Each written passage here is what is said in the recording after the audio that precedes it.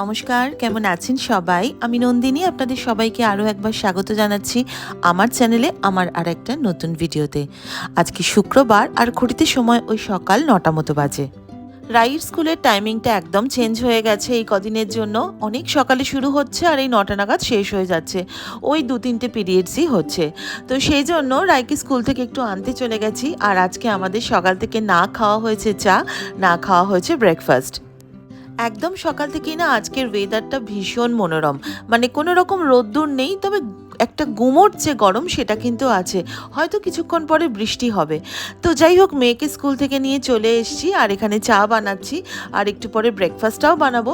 আসলে চায়ের সাথে ব্রেকফাস্টটা খেয়ে নিলে হতো, কিন্তু চাটা আগে একটুখানি সবাই মিলে বসে খাই। ওই যে একটু বলি না, দম দিয়ে নিতে হয়। তো সেই জন্য সবার জন্য একটু চা বানিয়ে নিচ্ছি। আসলে সকালবেলায় রাইকে স্কুলে দিয়ে এসে চাটা হয়তো খাওয়া হয়ে যেত, কিন্তু যেহেতু বাবা মা দুজনেই একটু দেরি করে ওঠেন, তো সেই জন্য সবার সাথে বসে চাটা খাবো বলে একটু দেরি করেই চা খাওয়া হয়। আর রাইও যেহেতু একটু তাড়াতাড়ি স্কুল থেকে চলে আসছে, তো সেই জন্য ও সকালের চাটা আমাদের সাথে খেতেই পছন্দ করে। একদিকে বসে চাটা খাচ্ছি আর অন্যদিকে ডিম আর আলুটা আমি সেদ্ধ বসিয়ে দিয়েছিলাম। তো ডিম আর আলুটা এখানে সেদ্ধ হয়ে গেছে। আমি এবার একটা ফর্কের সাহায্যে এরকমভাবে ডিম আর আলুটাকে একটু স্ম্যাশ করে নিচ্ছি। আজকে বাড়িতে যে জিনিস আছে তাই দিয়ে একটুখানি বাড়িতে চটজলদি স্যান্ডউইচ বানিয়ে নিচ্ছি। তবে এটা হেলদিয়ার অপশানই বলতে পারেন, কারণ এর মধ্যে আমি কোনো মেয়োনিজ ইউজ করিনি। তো ডিম আর আলুটাকে ভালো করে স্ম্যাশ করে নিয়ে তার মধ্যে কাঁচা লঙ্কা কুচোনো, পেঁয়াজ কুচোনো, একটু চিলি ফ্লেক্স আর দিয়ে দিচ্ছি টক দই। এখানে ওই যে বললাম মেয়োনিজ ইউজটা করছি না, তার জন্য টক দই দিয়ে দিচ্ছি। টক দইটা প্রায় 2 টেবিল স্পুনের মতো টক দই দিচ্ছি আর তার সাথে অ্যাড করেছি স্বাদ মতো নুন।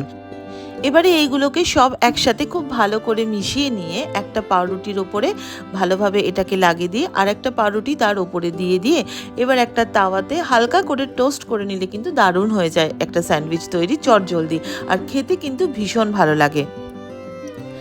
এই ধরনের স্যান্ডউইচের রেসিপি কিন্তু আমার চ্যানেলে আমি এর আগে বহুবার শেয়ার করেছি। তো আজকে অন্যরকমভাবে একটুখানি তৈরি করলাম। তবে এর মধ্যে কিন্তু বাড়িতে তৈরি যে কোনো ভেজিটেবল দিতে পারেন, মানে যদি গাজর ক্যাপসিকাম থাকে তাহলে সেটা অ্যাড করতে পারেন, সুইট কর্নও দিতে পারেন, সেক্ষেত্রেও কিন্তু খুব ভালো হয়। আর আজকে আমি যে স্যান্ডউইচটাকে এটাকে আমি টোস্ট করছি একদম হালকা একটু ঘি দিয়ে টোস্ট করে দেখবেন এত সুন্দর একটা ফ্লেভার আসে না, এত ভালো লাগে খেতে। আমরা জেনারেলি বাটার দিয়ে টোস্ট করি বা স্যান্ডউইচ মেকারও টোস্ট করা যায়, তবে স্যান্ডউইচ মেকারে টোস্ট করলে কি হয় না, সেই স্যান্ডউইচটা ভীষণ একটু শক্ত মতো হয়ে যায়। কিন্তু এই যে তাওয়াতে যে আমরা যে টোস্টটা করছি এটা কিন্তু খুব ক্রিস্পি হয়, খেতে কিন্তু দারুণ লাগে।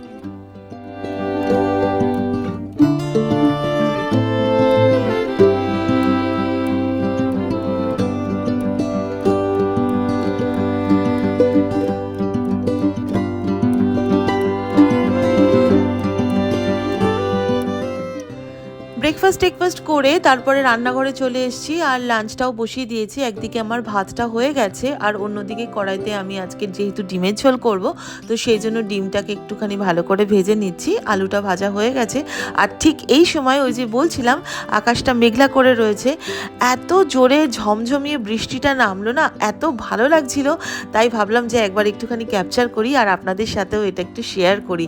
দেখুন, অনেক দিন গরমের পর যখন এইরকমভাবে বৃষ্টি নামে না, তখন সেটা দেখে মনের যে আনন্দ সেটা কি বলবো। আর ওই যে সোঁদা সোঁদা গন্ধটা মাটির, এটা এত ভালো লাগছিল। তো আমি আর হাজব্যান্ড একটুখানি বারান্দায় দাঁড়িয়ে এই বৃষ্টির মনোরম দৃশ্যটা উপভোগ করছিলাম।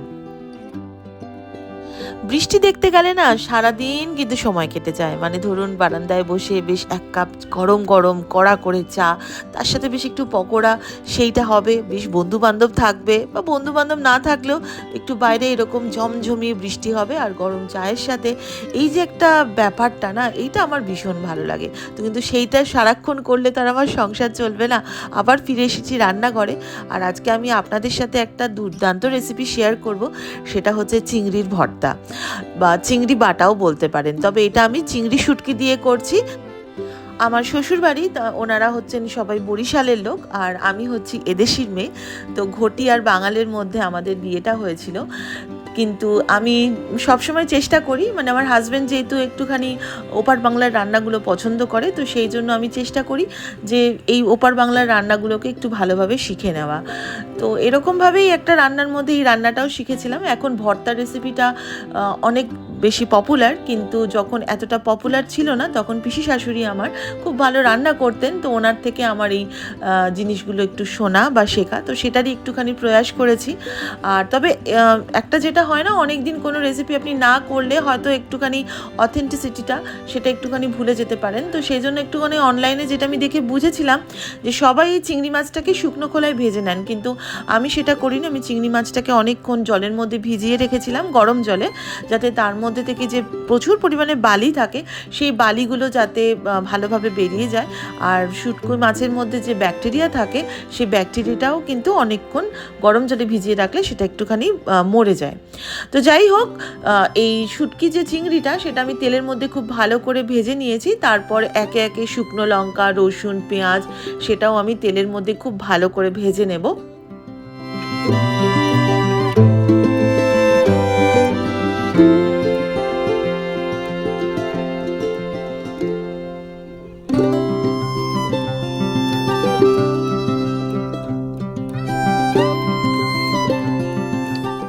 আজকে আমি এই রেসিপিটা, এটা হচ্ছে একদম শুকনো চিংড়ি মাছ দিয়ে করছি, কিন্তু আমার শ্বশুর বাড়িতে আমি খেয়েছি, ওনারা কিন্তু মানে যেটা জ্যান্ত চিংড়ি সেই জ্যান্ত চিংড়িটা দিয়েও কিন্তু চিংড়ি বাটা করতেন, বা চিংড়ির যে খোসা বাটা সেটাও হয়।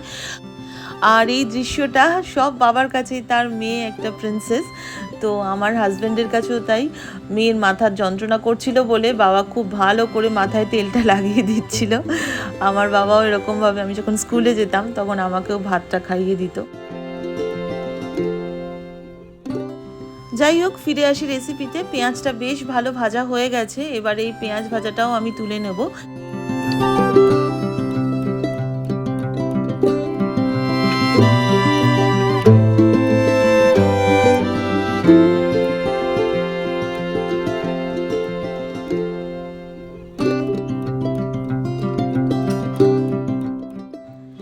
এবারে একটা মিক্সিং জারের মধ্যে এই সমস্ত ভাজা জিনিসগুলো, মানে পেঁয়াজ, রসুন, লঙ্কা আর চিংড়ি, এগুলো একসাথে মিশিয়ে নিয়ে এই মিক্সিং জারের মধ্যে দিয়ে এবার খুব ভালো করে এটাকে বেটে নেব।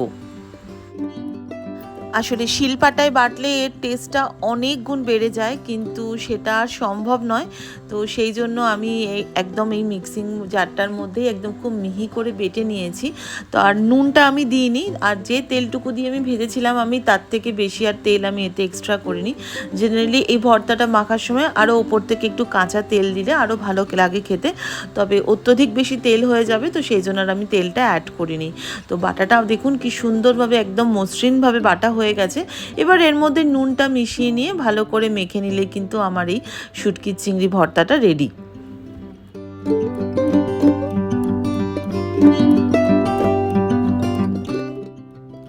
আর এই যে আমি যখন ভর্তাটা বানাচ্ছিলাম, বিশ্বাস করবেন না, এত জোরে লাইটনিং হচ্ছিল, মানে এত বাজ পড়ছিল, আমার ক্যামেরাটা চালিয়ে রাখতেই মানে আমি ভাবছিলাম যে কি করে চালিয়ে রাখবো, কিন্তু ভীষণ অসুবিধা হচ্ছিল, তো সেই জন্য এই রেসিপিটা বাদে আমি বিশেষ কিছু আর শ্যুট করতে পারিনি, কারণ ঠিক এই অবস্থাতে ক্যামেরাটা চালিয়ে রাখাটা ভীষণ, মানে ফোনটা বিশেষ করে ব্যবহার করাটা খুবই ডেঞ্জারাস। চারদিকে এত বাজ পড়ার কথা শুনি, মানে খবর পাই আর কি, তো সেক্ষেত্রে খুব ভয়ই লাগে, তো সেই জন্য বিশেষ কিছু শ্যুট করা হয়নি। আর আমি এই জন্য যখন বৃষ্টিটা থামলো, তো তখন আমাদের লাঞ্চ থালিটা আমি সাজিয়ে নিয়েছিলাম। আজকে বিশেষ আমি ঘরকন্যার কাজ আপনাদের সাথে শেয়ার করতে পারলাম না, তো যতটা পেরেছি ততটাই আজকে শেয়ার করলাম। আর আজকে আমাদের লাঞ্চ থালিতে কী কী ছিল সেটা একটু দেখিয়ে দিই।